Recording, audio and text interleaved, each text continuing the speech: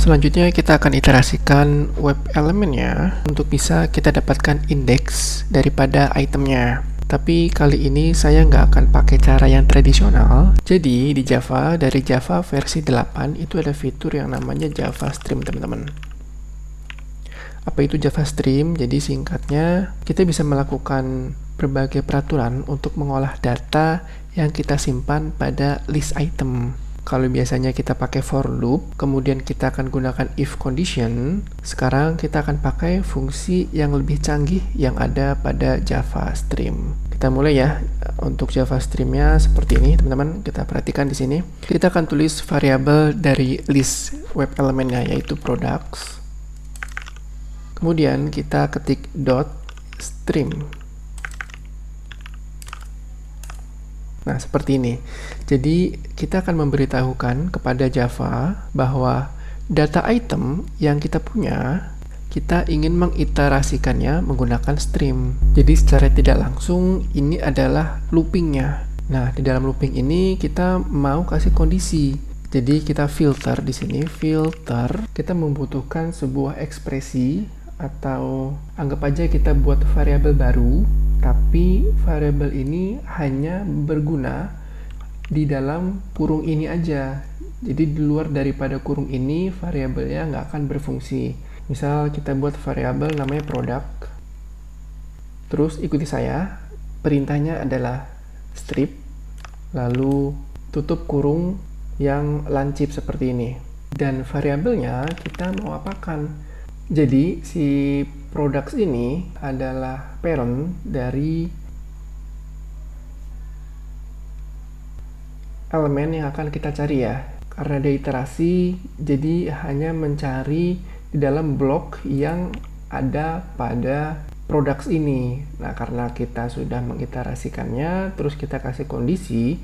Kondisinya itu kita mau verifikasi teks yang ada pada products itu mengandung Adidas original. Berarti kita harus mendapatkan lokator daripada Adidas original ini yang ada di dalam blok programnya. Jadi kalau kita expand terus si childnya sampai menemukan blok dari teksnya. Nah, ini dia H5. Kita expand lagi dan di bagian sini ada tag name B. Kita bisa pakai tag name B ini sebagai acuan filter yang bisa dicari. Jadi product dot find element by tag name. Tadi tag name-nya apa? B ya. Hanya B, dan ini kenapa saya langsung find element, nggak tulis lagi driver dot find element, karena si produk ini kan sudah dalam web element ya, tipe datanya web element, jadi kita tidak perlu menuliskan driver lagi karena si produk sendiri sudah mengandung driver di sini. Jadinya di dalam si produk ini diiterasikan untuk memverifikasi bahwa si parent dari MB3 ini memiliki tag name B. Terus kita mau buat dia get text di sini. Ambil teksnya dot equal. Teksnya adalah Adidas original. Jadi sama aja kalau filter ini adalah kondisinya atau if yang biasa kita pakai, dan untuk streamnya ini adalah for loopnya. Dia akan looping sebanyak products yang ada pada website. Kalau jumlahnya ada 20 item, dia akan iterasi sampai 20 kali untuk mendapatkan kondisi yang sesuai, yaitu pada kasus ini kita mencari Adidas original pada tag name B. Gitu teman-teman. Lalu perintah selanjutnya, setelah sudah kita kasih kondisi, kita berikan dia perintah find first atau or else null titik koma. Kenapa saya kasih find first? Karena kalau semisal Adidas original ini di websitenya itu ada lebih dari satu.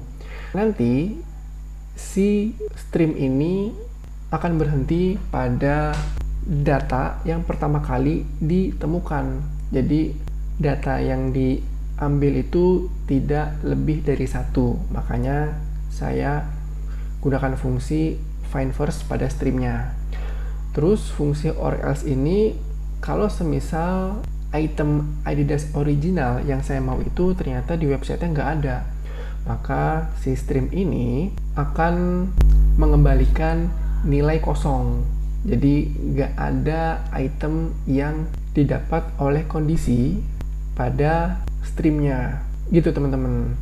Dan ini si products yang udah kita iterasikan dan kita sudah berikan kondisi, kita akan simpan nilai balikannya atau indeksnya ke dalam sebuah web element lagi ya, web element. Kita beri variabel prod di sini. Jadi kita sekarang udah dapat nih pada indeks keberapa Adidas original itu berada. Nah, kalau udah dapat indeks keberapanya, kita tinggal klik si tombol add to cart-nya. Jadi tombol add to cart-nya ini kalau kita inspect ya, dia punya tag name button, lalu ada kelas button W10. Kita bisa pakai W10 ini karena kalau kita pakai button atau rounded, dia akan klik si view-nya. Jadi kita pakai yang W10 di sini. Kalau kita select by CSS, W10 ini yang di highlight adalah add to cart-nya. Jadi kita bisa pakai W10 untuk lokasi yang akan kita klik sesuai dengan indeks yang ditemukan oleh si streamnya.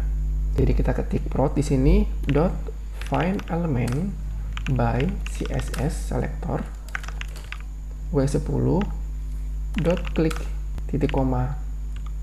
Kita save. Terus coba kita run ya teman-teman ya. Kita klik kanan lalu run as Java application.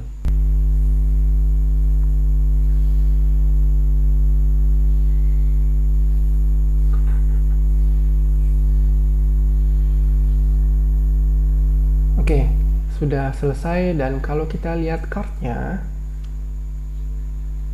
di sini yang diklik adalah Adidas original. Benar ya teman-teman ya. Jadi untuk codingannya kita bisa membuat ini lebih simple. Hanya dengan 2 baris kita sudah mendapatkan indeks yang sesuai dengan yang kita cari, yaitu Adidas original. Kemudian di dalam indeks yang sama kita menekan tombol add to cart-nya. Itu dibandingkan kita menggunakan for loop itu bisa lebih dari 2 baris. Gitu teman-teman. Dan nantinya kedepannya saya akan lebih sering pakai Java Stream ini dibandingkan dengan loop dan if condition. Jadi kita akan membiasakan diri untuk membuat script automation yang lebih ringkas ya, tidak memakan banyak baris kode. Kemudian kalau tadi kalian memperhatikan ya pada saat automationnya jalan, ketika menekan tombol add to cart akan ada loading screen seperti ini, dan nanti di pojok kanan bawah itu akan tampil pesan notifikasi dengan teks product added to cart. Nah, sebelum kita menuju halaman dari cart-nya, kita harus pastikan dulu kalau pesan notifikasi yang tampil itu sudah beneran tampil atau ditampilkan. Dan terkadang kalau saya klik add to cart, ini loading screen-nya lama ya. Biasanya karena isu dari koneksi internet yang kita pakai. Jadi, kita akan pastikan pesan notifikasi product added to cart apakah sudah berhasil ditampilkan atau belum. Jadi, kita butuh yang namanya explicit wait ya. Untuk explicit wait-nya kita akan taruh di atas sini. Kita akan buat kelasnya web driver wait, terus nama objeknya wait, new WebDriver wait, lalu kita berikan lama durasi waktu WebDriver wait ini bisa menunggu. Kita akan input duration of second. Kita kasih waktu maksimal 5 detik aja ya, titik koma. Nah, ini kita arahkan kursornya. Dia butuh WebDriver. Oh ya, parameternya kurang nih. Kita tambahkan driver, duration of second. Nah, seperti ini teman-teman. Kemudian kita akan beri waktu tunggu untuk pesan notifikasi produk added to cart sudah berhasil ditampilkan. Berarti kita ketik wait until, terus parameternya kita diwajibkan untuk mengisi expected condition dot, karena fungsinya adalah verifikasi ketika dia sudah tampil, berarti visibility of element located. Nah, seperti ini. Nah, lokatornya apa? Kita cek dulu ya di sini F12. Terus kalau kita klik add to cart, lalu kita pilih pesan notifikasinya, kita dapat ID-nya ya, TOS container. Visibility of element located by ID. Nanti dalam sini adalah TOS containernya, titik koma. Nah, seperti ini teman-teman.